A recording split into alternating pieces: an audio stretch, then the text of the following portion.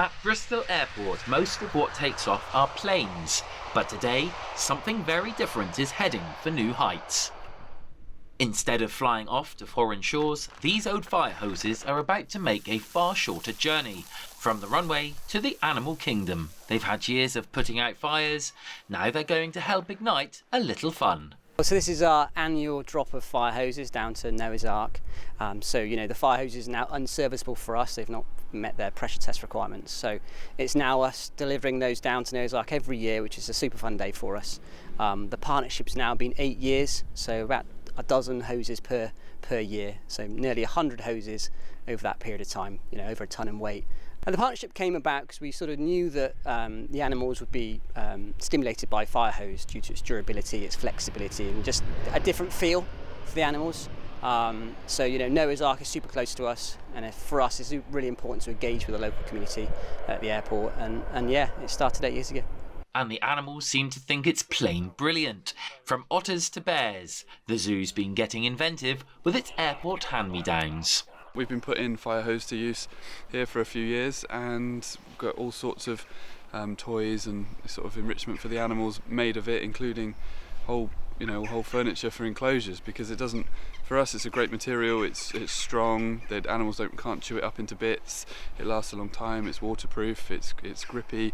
It's durable, and it's great to let the keepers express their creativity through the various designs and things that they've made, and it's really nice to give something a second life. For them, it's kind of had its functional life, but for us, it can last a lot longer, and we can get a lot of great use out of it. So as you can see, they have quite a lot of trouble biting through it. A lot of our animals do tend to rip things apart, so it's a really good material for us to be using.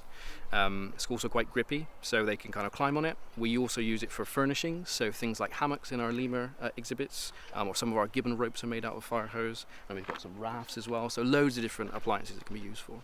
As it's so good to be used for hiding their fooding, enrichment's a really important thing that we have here at the zoo, trying to replicate what they would be doing in the wild for foraging behaviours. So as we just put in before, little bits of fish hidden inside, they use their brains to kind of rip things out of the ground. It takes them a little bit longer rather than just eating off the ground, so to kind of replicate what they would be doing in the wild.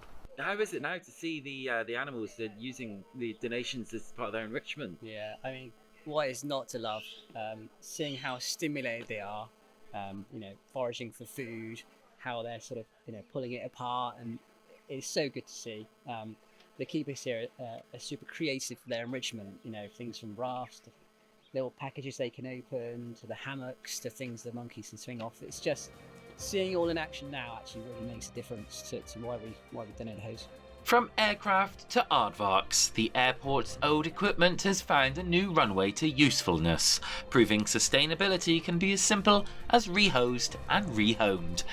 Clarke, Somerset Live, Noah's Ark Zoo Farm.